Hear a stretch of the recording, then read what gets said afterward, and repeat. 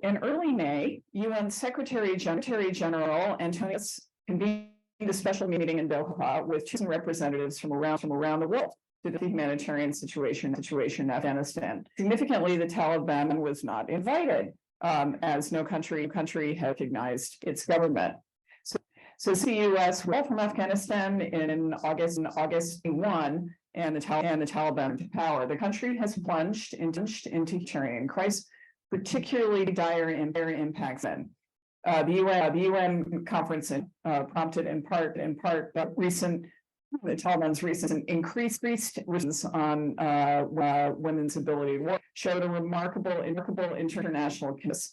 Just before the meeting, the UN Security Council voted unanimously to condemn Taliban's women's rights restrictions. But unfortunately, we don't have the same consensus on how to respond. The international community are unwilling to get involved in Afghanistan. Dr. Hassan Abbas will help understand what has taken place in Afghanistan, withdrawal of the United States and other countries, what might be done to improve the situation. Good evening, everyone. My name is Mary Eintema. I'm president of Boston, and it's a pleasure to welcome to tonight's chat and program, the last chat and chowder of the spring. We are joined tonight by the great people in this room and on Zoom. So we're so happy to be with you wherever you are. It's a great pleasure to introduce tonight's speaker, Dr. Hassan Abbas. For the sake of time, I will abbreviate his impressive biography, but you can read the website.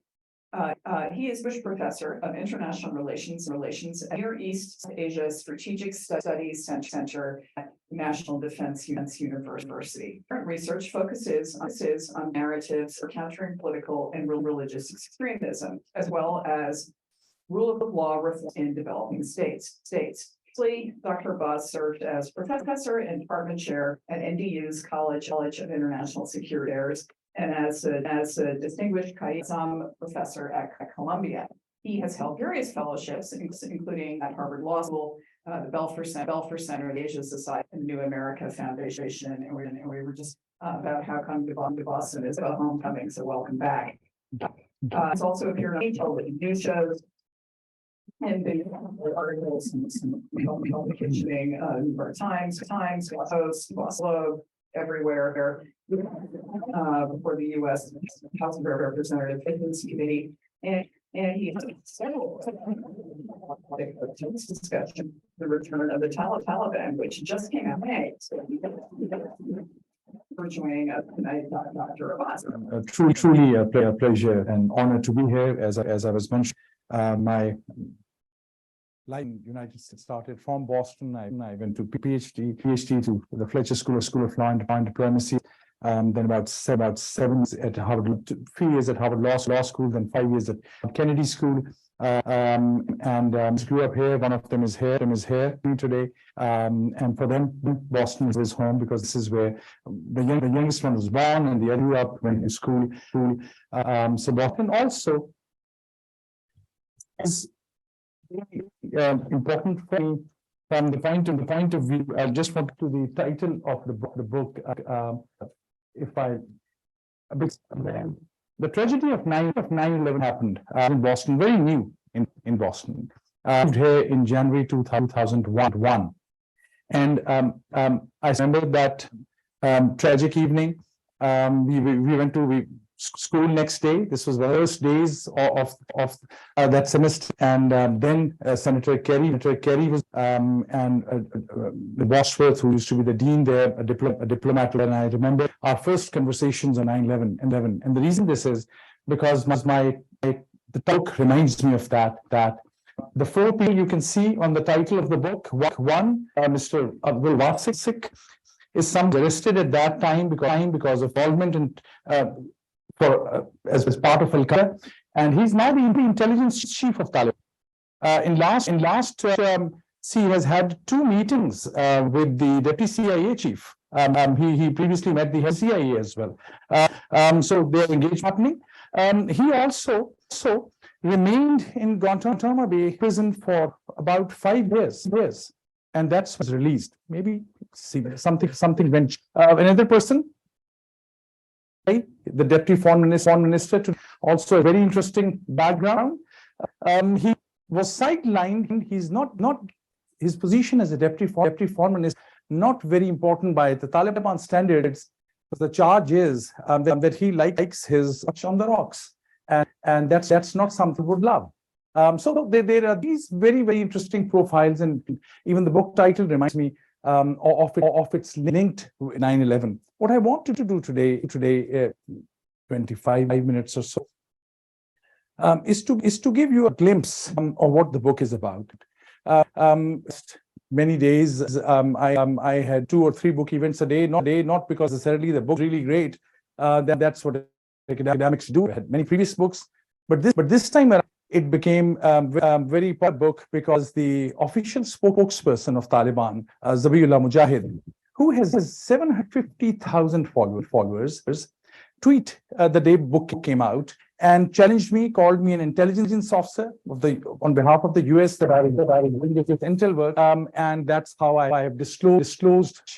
And they mentioned the name of the book, so that anyone everywhere in the world who was in Taliban, the Taliban then made them aware of my book. There were so many book events around the world, and that was there. Since then, there were some other members of Taliban who put in my picture on the website and saying I'm being targeted, which is very interesting because many of us, including myself, have been pitching that Taliban are different than Al-Qaeda and Daesh or ISIS, because we say Al-Qaeda was always a transnational terrorist organization.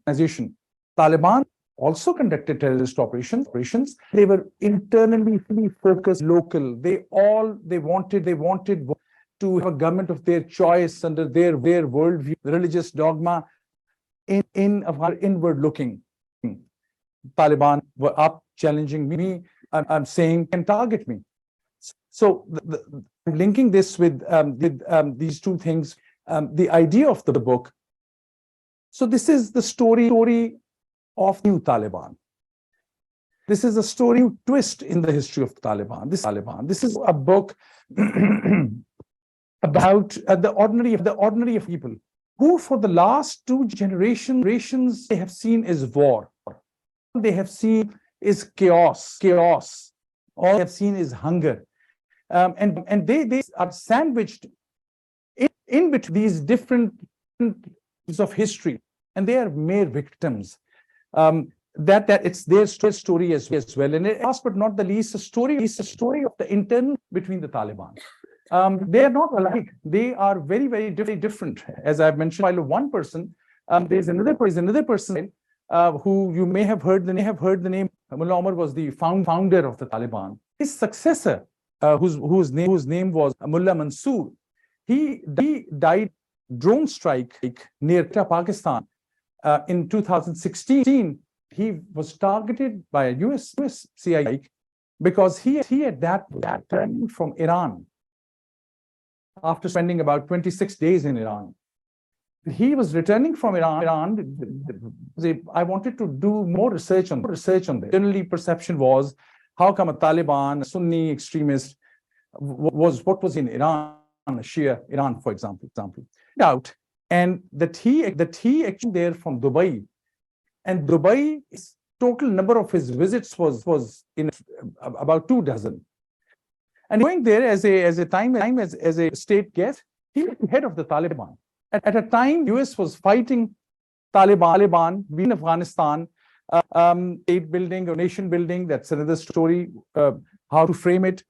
But the head of the Taliban, who conducting the terrorist operations targeting you, was a royal guest in a Gulf country very close to us. And when he was there, I'll not mention what he was up to. His life between alcohol, women,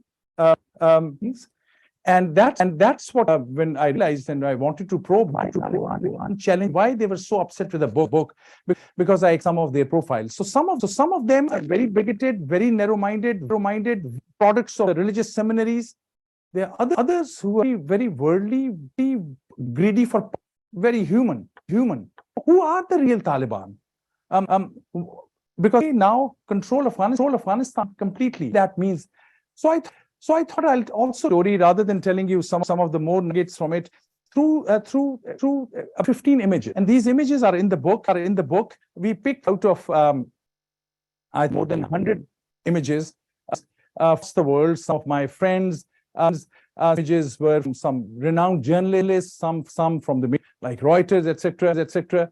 But pictures tell of Taliban also. So I thought, hopefully you'll buy the book, read what I have to say.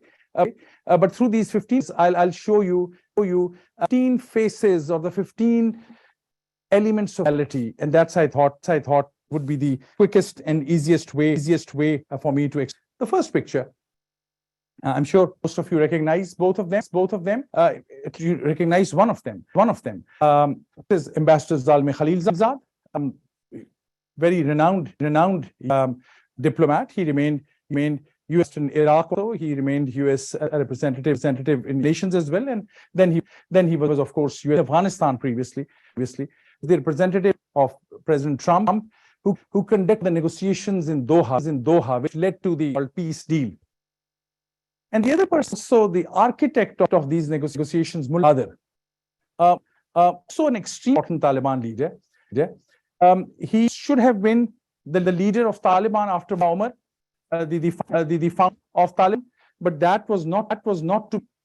He was arrested by the Pakistanis because he was point in secret negotiations with President Karzai of Afghanistan. And Pakistan, which control or influence on, when they realized somebody who is in Iran is having direct consultations with the US, they arrested him, kept him for 5-6 years, and he was then released because when having negotiations with Taliban Doha, we wanted those to be credible, and that to be led by somebody who could really represent Taliban.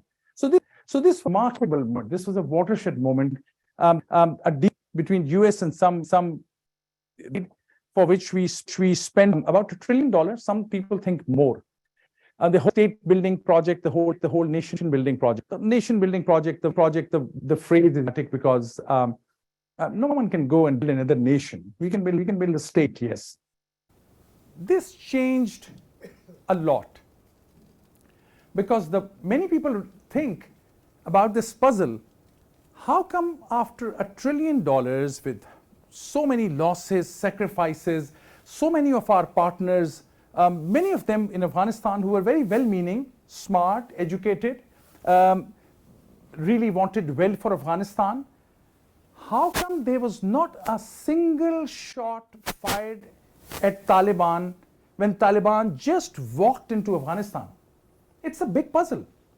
And I, being at National Defense University, I have been involved in the training of Afghan security forces. Some very bright army officers, generals, police force. Our $1 trillion went somewhere. And on the day that Taliban are walking into Kabul, not a single fire shot, no resistance, no defiance. All our partners, the book wants to give the answer to this question as well. One of the reasons was, just one reason, was that after this deal, the general perception in Afghanistan was, okay, Americans have cut a deal with Taliban. Americans want Taliban back. This is, I'm saying it based on what ordinary Afghans tell me. They said we could, when I asked them, I met some of the top Taliban, some of the top Afghan leaders who are currently, some are in hiding in Turkey, some in UAE, some elsewhere. A couple of them, very important leaders I met, interviewed for this book, and they said, well, the Americans wanted them back, which is not true, by the way, which I'm not convinced that was not the case. But that was the impression because they said, look at the deal. I also interviewed many people who were part of the US government, who were part of these negotiations. And one thing they mentioned, and I'll just refer to it and go further, they said that negotiations were happening day in and day out. But the most interesting conversations were happening just between Ambassador Zalmay Khalilzad, who of course was getting all his support from Secretary Pompeo and the President. He was not doing this on his own. He was not a rogue factor. He was representing the President of the United States. And President of the United States, Trump, at that time had decided, what come may, I'm going to have a deal with them. I mean, I've heard from the White House officials, they have written, some of them also in one of the finest books on the subject. He has written that actually it's not a joke that President Trump was heard many a times. Whenever he would see Zalme Khalilzad, he would shout, where is my deal? And that's why there was a tremendous pressure on him to have a deal that it had political connotations also. But the other most interesting thing was that they said that most of the conversations between the two were happening on the WhatsApp messages. And no one has access to those. Till this day, neither State Department, maybe CIA, maybe NSA, I'm sure NSA has it. Otherwise, what are they doing? But apparently, still no one claims that they know what were those messages.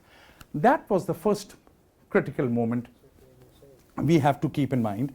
Of course, this picture, when it came out, Secretary Pompeo and brother, people said, what the heck? What do you mean?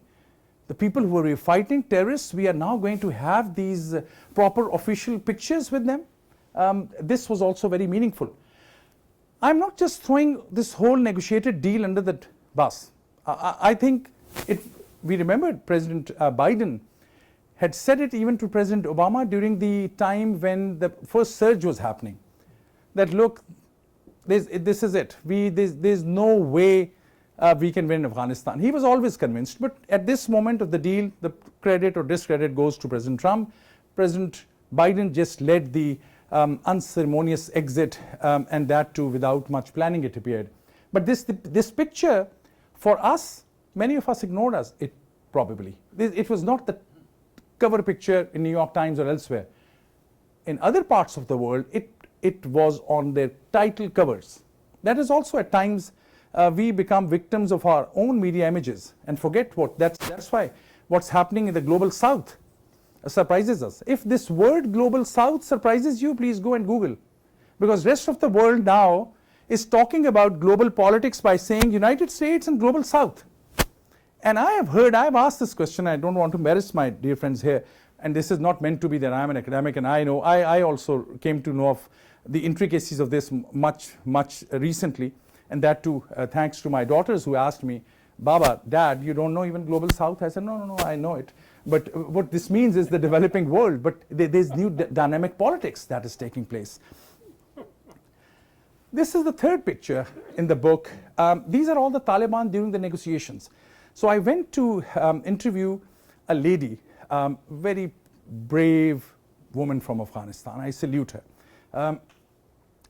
Because I've not mentioned, I don't have the authority, I can't quote her, but I can't name her, I've quoted her in the book.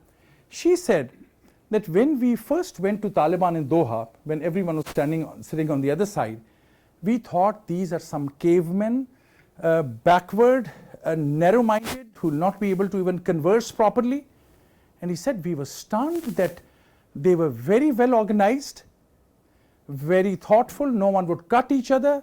They knew exactly what they're talking about. Even one person said to me, which I have not verified, but the person is a credible person, who said that one of the final documents that were exchanged, the deal, the Taliban side gave one of the drafts with mistakes of pronunciation as well, English language. They had some people who were very well educated.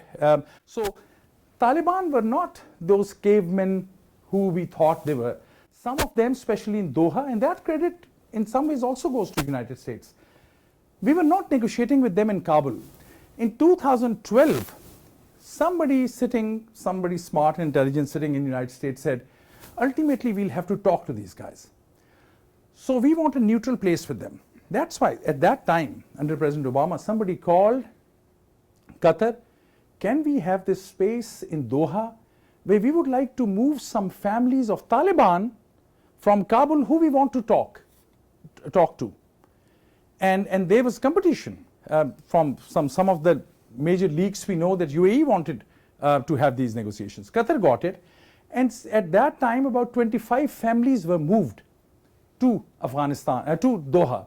So these were those people who were neutral, whose families members were there. In fact, when recently I was talking to one of the members in this group, and I said to them, well, you are not getting any support from the West because you are being very brutal of what you are doing to women and to girls. You're not allowing them to go to school. And one of the person in the picture here, he conveyed to me, he said, Hassan, I have two daughters. One of them is studying in Doha. The other one is doing PhD in Turkey. You think I'm against women education? I was totally stunned. Egypt, thing I'm mentioning as an academic, I really had to check. This is Yale University Press. This is my academic credentials at stake. I had to check 8.234 people by saying, is it true? Can it be true? Many of these things were true.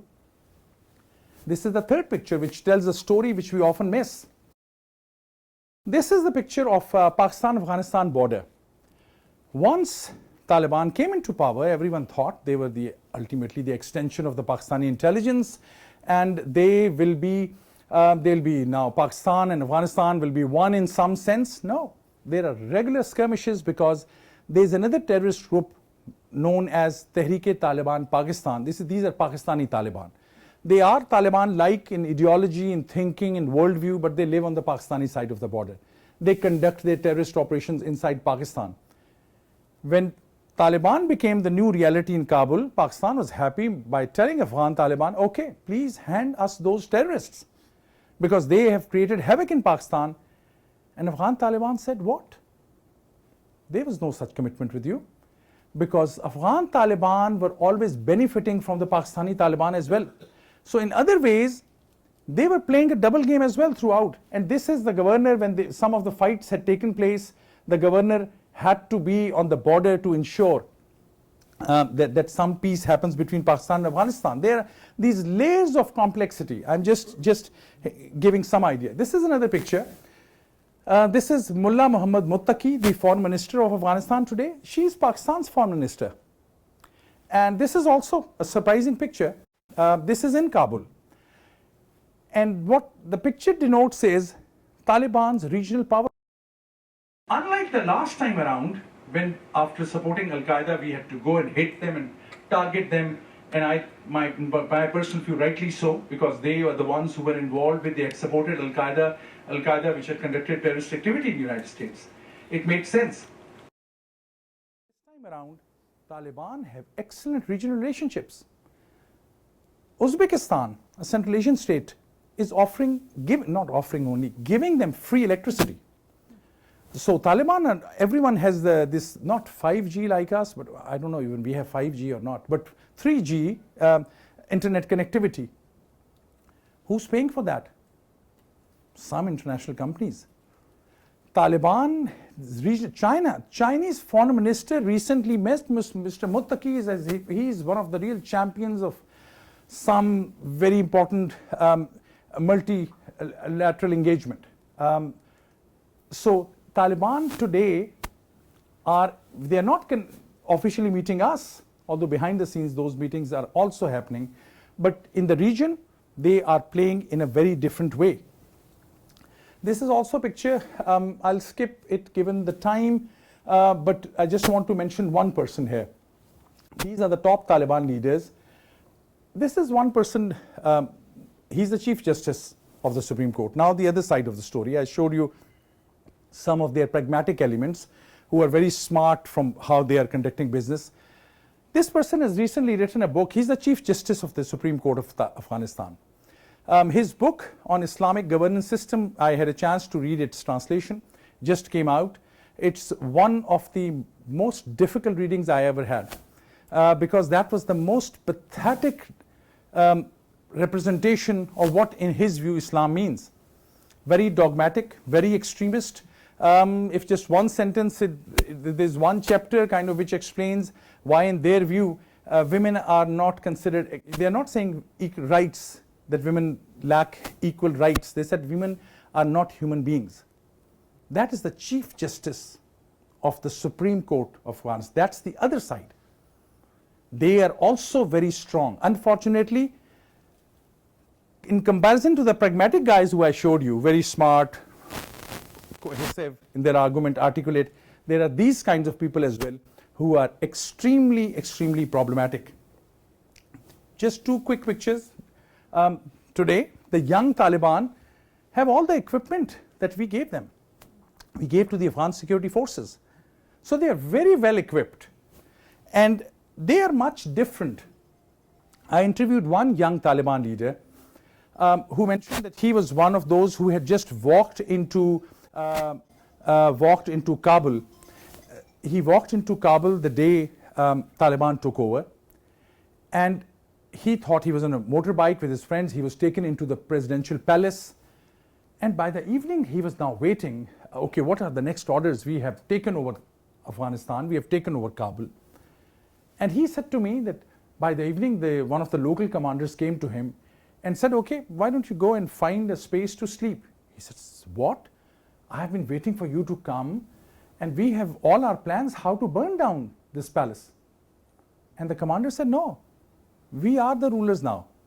The burning down part has ended. We are now the rulers, we are the governors. And that's what they are not ready for. They grew, they trained, they visualized themselves, they imagined themselves as those who are insurgents, terrorists, freedom fighters from their point of view. They want their land back. They had no idea what governance means. So many of the young people have a lot of energy. They have phones in their hand, they know the world. They don't know the bigotry that comes out of that Chief Justice mind. They have no clue on that. But for them, this is life. I'll quickly go through the rest of the pictures. This is the tragedy of Afghanistan. So most of the people we trained, most of the people who worked with us, ultimately had to leave like this. Now they are around the world, including in the United States, and they have different expectations. And those expectations have not been fulfilled because it's not possible. So all those newly trained, the new middle class, many of those skillful people are out. Where will they go? What will they do in a few years? This is the spokesperson. This is the gentleman who challenged me and threatened me. But he's a very popular guy. His first press conference was very, very smartly done, very carefully choreographed message in which they said, we are forgiving all our enemies, no revenge. This is one pictures, and I'll quickly go through. This is a very important place in Kandahar. Now the challenges in Kabul are their new ministers. Some of those ministers have PhD degrees.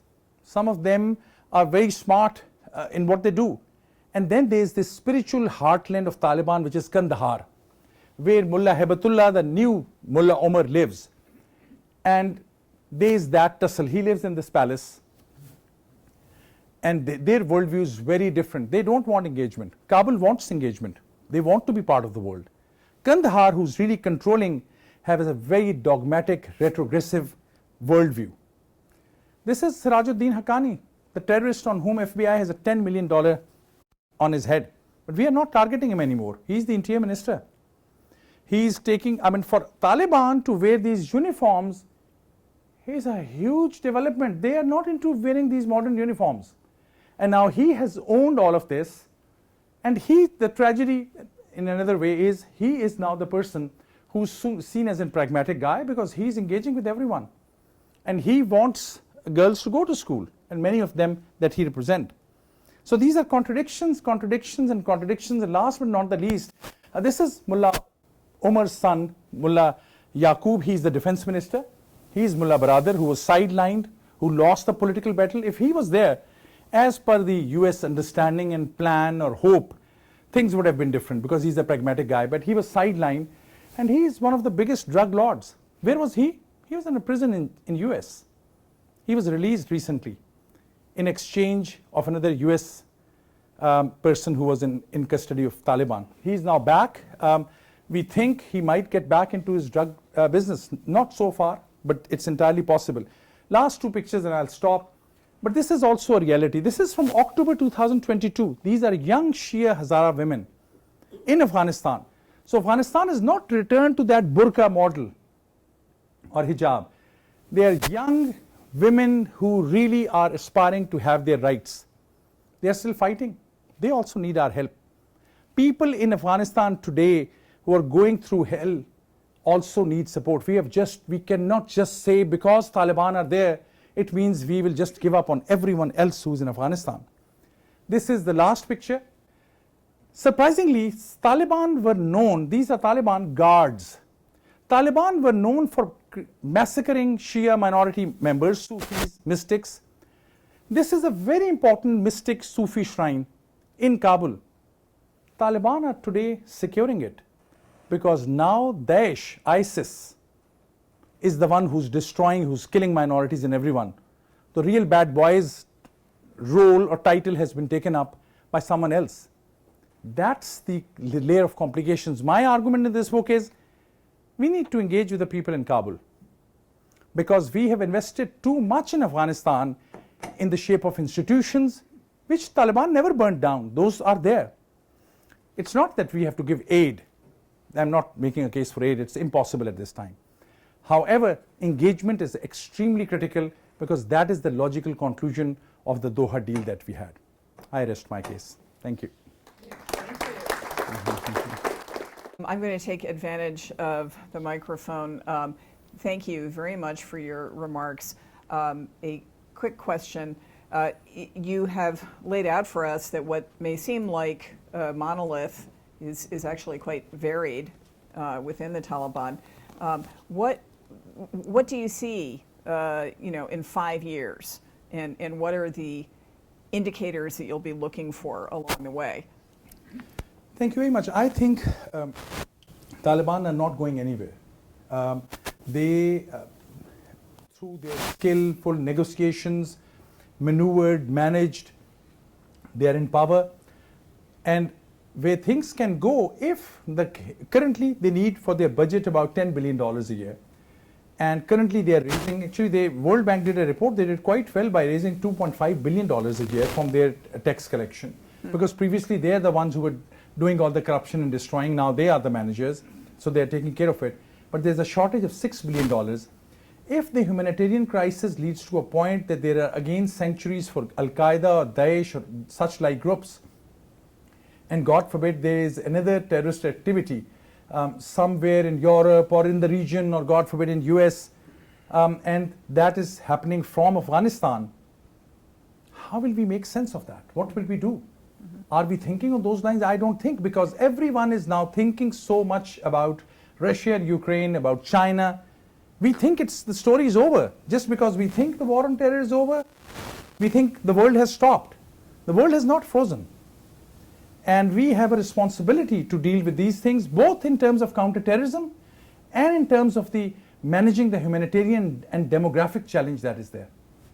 Great, thank you. Okay, so we'll take some questions. Raise your hand, I'll recognize you, and you can go up to the mic. Questions at World Boston, and with a question mark. So, Professor, thank you so much for that really interesting talk. I wanted to ask you that, so I feel like consistently during the Afghan war that the narrative was of the Taliban as a movement pretty much completely lacking in any sort of military or political capital.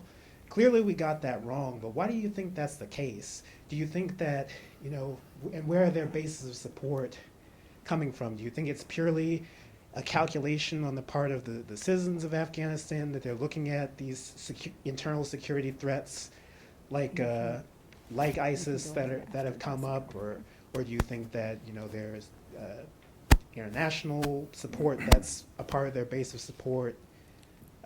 Well, basically, how do we get so wrong, and what are the supports that are allowing them to maintain power? Thank you so much for this excellent question. The primary reason I think was the choice of our partners. All those who we projected throughout. This is Mr. Karzai, the man, the great running the restaurant in Washington, D.C. Well, that's not a criterion that you rule in the country. Mr. Y, he has gone to school in London. Well, that means him a credible, a smart politician. Our partners were, some of them were warlords, some were discredited people, because they spoke in our language, in our idiom. We, at times, not in all cases, many a times we fool ourselves. These are our real partners. They look like, they talk like us. They are the real Democrats. Well, the ground reality is not democratic in Afghanistan. That's why we never even read the history book of Afghanistan rightly. They had always historically been fighting any outsider. so long as there was this iota of this feeling that they're supported by somebody outside, they're outsiders here, anyone aligned with them was doomed to fail. So it was our partners, we thought we are doing nation building. Too arrogant a view. We learnt it quite fast. That's why we are out of there. But our choice of our partners, I think, and these things take generations at times. You can't build, there's some maybe military officers here, you can't build a military institution in 20 years. It takes a generation to get the norms, the values of an armed force inculcated. We were either in too much hurry, or in another sense, we were not investing in the long term. Somebody had said, and I'll close with this, during the congressional hearings, one of, I think, our former American journal said, we were never there for 20 years. We had these one-year campaigns, 21-year campaigns. Every new person will go build a new thing. Look at how British were doing when doing their, I'm not supporting their imperial model, but wherever British were there, some of their people would spend their whole lives, they would get married there, they would invest in their languages. We were sending people 3 months, 6 months. Some European countries were sending their officers for 6 weeks. There was no continuity in all of that. These were some of the reasons, and these are ideas that I'm borrowing from so many of outstanding works that others have done. Sir. Thank you for your speech today. Question. When the Taliban took over, the guy on CNN, I'm sorry, I'm blanking on his name now. Peter Bergen? No, I believe he's a Pakistani. He's a regular. But anyways, he had said that not only has Afghanistan changed from when they took over in 2000, when they ruled it before, it's much more widened. There are many more Afghans around the world. A lot of these guys can call their brother in London, their cousin in Dubai. And also, Islam itself has changed. There's been a big change. It's from Saudi Arabia to what's going on in Iran. And will the Taliban be able to sort of, well, they have to sort of change because the world around them has changed and they're more connected to it. It seems like they're going back and forth. Girls can't go to school, some of the girls were literally going to school and got turned around. So do you think that because of the changes in the outside world and the change of Afghanistan, that will change the new Taliban? And besides also, who else could run this place but the Taliban? No one else seems to have been able to. True, I agree, and thank you very much for this point, this contradiction. And that's the point. Those in the Kabul, I think, are the ones who can run, who want to run, but the dominant factor now is in Kandahar, sitting there, who's more dogmatic, who's more cut off from the world, who's trying to expand their bigotry. That's why my argument in the book is, if the West engages with them, by mere engagement, we will indirectly be empowering the relatively moderate forces within the Taliban. By mere engagement. Because they're young folks, they want to get educated. There are 3 districts where there was defiance, and those people kept on sending their girls to schools. So Afghanistan has changed. I also believe that the investment that we made through your taxpayers' money and my taxpayer money has not gone to waste, all of that. Taliban never burnt down Kabul. Kabul is standing. Taliban were, one example, during the first Taliban leadership, the Ministry of Foreign Affairs, and this is not a joke, this is very serious. The Ministry of Finance for Taliban was a big box which was under the bed of Mullah Omar, the leader. Someone would come, ask for money, he would get up from his bed. This is from the famous book on Taliban by Ahmad Rashid. He will take out the big wooden box, okay, this is $10,000 or whatever currency. Today they have a state bank, they have running, it is kind of in severe distress, the banking system, but there's a modern system that we built. It was built from your taxpayers' money and my taxpayer money. And that is standing. Some of those in Kabul want to make it happen. So absolutely. Now the challenge is, this is the same challenge we are seeing in many other parts of the Muslim world. The battle between the hardliners and the pragmatic elements. And the outside world can only do little bit. If you leave it to them, there's more chances they will come to a conclusion and a solution which will be their indigenous one. That battle also has to play out in so many ways. Thank you very much. Go right ahead. Thank you so much for sharing your research with us this evening. I was in Kabul in 2012, and Afghanistan is never far from my mind. In your assessment, did the exclusion of the Afghan government at the negotiation table precipitate the subsequent Taliban takeover? And also, how do you reconcile the Taliban member you described, his support of his daughter's higher education, with the Taliban's oppression of women in Afghanistan? Thank you. Thank you very much. Another very important question. I'm glad you asked. That division, of course, between the Afghan government and those Taliban who were negotiating, this was well entrenched. Zalmay Khalilzad, I'm told, and all my interviews tell me, was consistently trying to convince Ashraf Ghani, please come and join the negotiating table. And he was saying, no, Taliban, we have been fighting them. He had a principled stand. He said, how can I negotiate with those who I was calling the terrorists all along? And then there was this personal challenge. There's an excellent New York Times study. Today, please Google and read this. This is about 40 years ago when Ashraf Ghani and Zalmay Khalilzad, as two Afghans, came to US. One as a Peace Corps person, one on some scholarship. They both went to do their PhDs in the United States, went to Columbia School, they became professors in Ivy Leagues. There's this very old rivalry between these two Americans. Ashraf Ghani is an American, and Zalmay Khalilzad. That was playing out in a big way. So, but your point is right. Afghan government should have been involved in those negotiations. But Zalmay Khalilzad and his team convinces me, not him, but those who were responsible for this, that they tried their level best. And this was one of the major conditions of Taliban, that if you will involve any Afghan government leader, we are not going to sit with them on the negotiation table. So US had to take a very tough decision, because we realized that the credibility of the Afghan government is going down because of corruption, incompetence, so many ways. So ultimately, if those who are attacking us, if we have to negotiate with them, and this is their primary condition, even then we said to them, okay, once we have a deal, once the US Taliban deal happened, then it was supposed to start another series of conversations between Afghan government and Taliban. That never took off, because Taliban, while they were manipulating the situation, they knew they have everything in their hands. Another story is, which is a long, I'll not take time on that, but I've started the book with this. This was the internal rivalries also.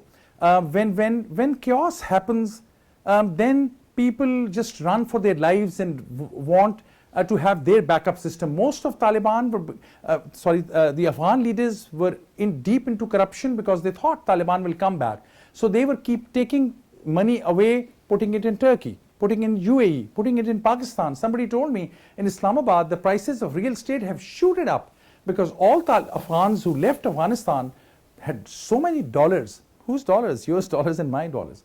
They used those dollars and purchased property, and the prices, the ordinary Pakistani cannot buy a good residential plot in Islamabad. So it's also, the story is that of corruption and incompetence.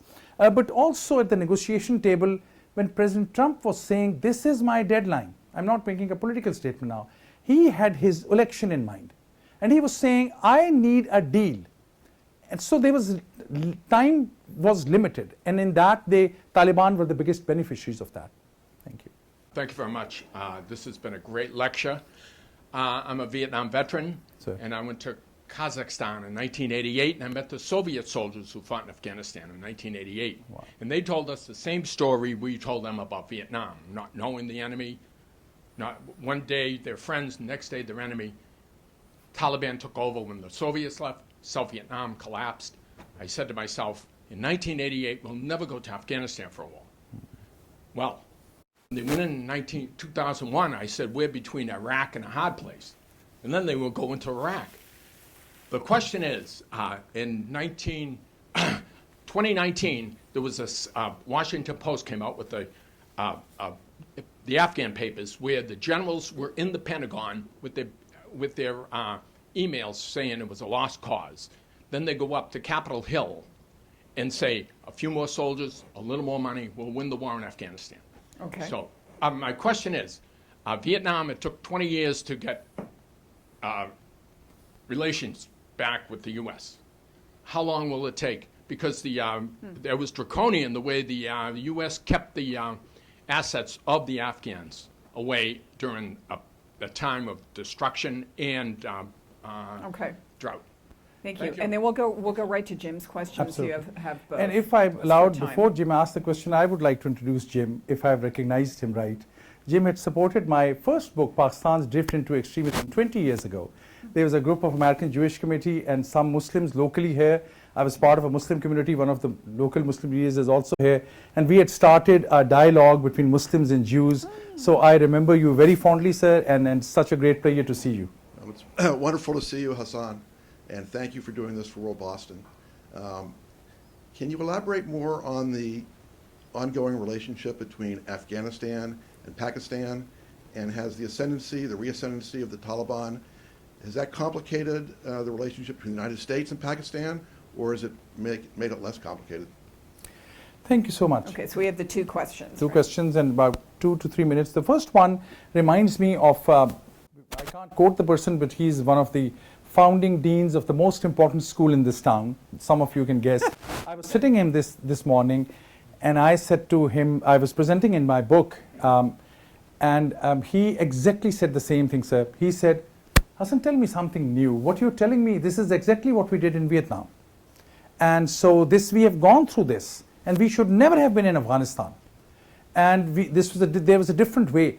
I put it a bit differently because all of you in this room, you remember what happened on 9/11, the kind of emotion, the kind of reaction were such, not to justify necessarily all that happened, but it was bound to happen that way. But what was in our hand was to complete one project at a time and not jump into Iraq at that time. Going into Iraq really took away our focus. And still, there's a new Afghan War Commission that has been established. It was very interesting. Initially, it was very problematic because they picked 12 people, I think 11 men and 1 woman. Then somebody said, for God's sake, this is United States. And they think, okay, let's have 2 more women. Then they said, okay, all people are of the same color. So then they thought about it. So there's so many learning curves that we are going through as a nation, as an American nation also. But we have to go through that Afghanistan War Commission, which helps us understand why at times we keep on committing the same mistake.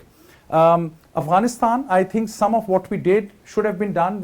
We wanted to support women, we wanted to support the values, but there were different ways to do it. Because the lessons of Vietnam were not properly internalized. I'm not sure if I answered your question, and I can have more conversation later on, but that's what reminded me. On Pakistan and Afghanistan, Jim, extremely important. Pakistan was a recipient of tens of billions of dollars, at least in one case for the military, $10 billion. And we always thought Pakistan is helping us fight Al-Qaeda, which they were to quite an extent, but not about Taliban. Pakistan was always looking at Afghanistan through the lens of India. They always said, well, the Indians are doing very well in Afghanistan, and we are sandwiched between India and Afghanistan. We are going to support Taliban. And this was an open secret that Pakistan was all along supportive of Taliban. Now, Taliban are giving them a different taste or different flavor of their worldview. Taliban want to be independent. Pakistan has some control, but my understanding is Pakistan's control today is less than before because Qatar is a big player. UAE is a big player. Qatar, look, all the Doha negotiations happened in Qatar. So the Prime Minister of Qatar recently flew to Kandahar and met Mullah Hibatullah, the head of Taliban, who has not met any other leader. So Qatar has a huge influence. Turkey has a huge influence. Turkey and UAE are fighting for contracts of the Kabul airport. So previously, Pakistan was one of the only countries that have influence on Taliban. Today, Pakistan's influence at best is, in terms of the cabinet members, Pakistan has friendships or control or influence, or they can blackmail maybe 1/3 of the cabinet members. The other 2/3 are extensions of other vested interests, local as well as regional. For us, from United States point of view, Pakistan is very important. It's a nuclear weapon state. It is on the verge of economic default. It is going through a massive political tussle, civil military. And Pakistan is not Afghanistan, as President Biden used to say always. Pakistan is 50 times more important for US than Afghanistan. He was saying it at the peak of when we were investing tens of billions of dollars. I think that's why the region has to be watched very carefully. Which way things will turn out to be. Pakistan is now, the Pakistani Taliban have gone through a resurgence in Pakistan. They're conducting terrorist activity. That is no more on the headlines, because currently we think that war on terror is over from our point of view. We are too focused. It's important to focus on China and Russia, but I think we are taking our eyes away, and my real worry is, what if one of these terrorist groups in Pakistan-Afghanistan border region, or in that, Iran is a huge player. The way Iran has manipulated their kind of inroads into Taliban and their connections, they are playing their game. So Afghanistan today is under the influence of regional countries. Pakistan is one of those players. But instability in Pakistan really worries me, because that has consequences for US national security in that region also. This is from Marie Shah Nadiri. Thank you, Dr. Hassan. How do you see the relocation of the TTP to northern Afghanistan and the repercussions it may have for the Taliban and the general public in Afghanistan? Great question. I think the person really knows what's happening there, because Taliban are saying to Pakistan, we cannot hand these Pakistani Taliban back to you. We will move them to a different part of Afghanistan. They made the same offer to China, to Uyghurs, that we will take the ETIM, a Chinese militant group, away from the border of China. But Afghan Taliban, the important thing is, they are not handing over any extremists to anyone by saying they were our partners, they were our allies. We are not going to just hand them over. We are going to secure them, maybe take them into a different part of the world. Okay. All right, so friends, please join me in thanking Dr. Hassan Abbas. So, if you allow me, yes. I just want to read 3 sentences from the last Oh my page goodness, of my a book. bonus. Okay. Okay, because I think that's my very important message that I want to emphasize. It will not take more than 2 minutes of your time. Ultimately, perhaps this is the last paragraph. If those tasked with deciding the fate of Afghanistan were more compassionate and more thoughtful, things would be different today. Sadly, that is not the case, but there are more pages to be written, a destiny still to be fulfilled. Only time will tell what the new fate creators will do with their pens. One can only hope they will write in the language of peace and poetry, not the dogma, strife, and sorrow of yesterday's hands. Perhaps the issue at heart was our naive optimism. Have foreign intervention, dangerously reminiscent of colonial endeavors, proved to be effective ever? If there is anything to be said definitely, it is that Afghan people deserve better and that hope is not lost. It is worth remembering that shifting the lens from the one of guns and graveyards to one of potential and peace is a burning desire and long-awaited right of the people of Afghanistan. In the land of poets, mystics, and melodies, peace is not and cannot be impossible. Thank you. All right, great way to end. Thank you so much. Thank you so much.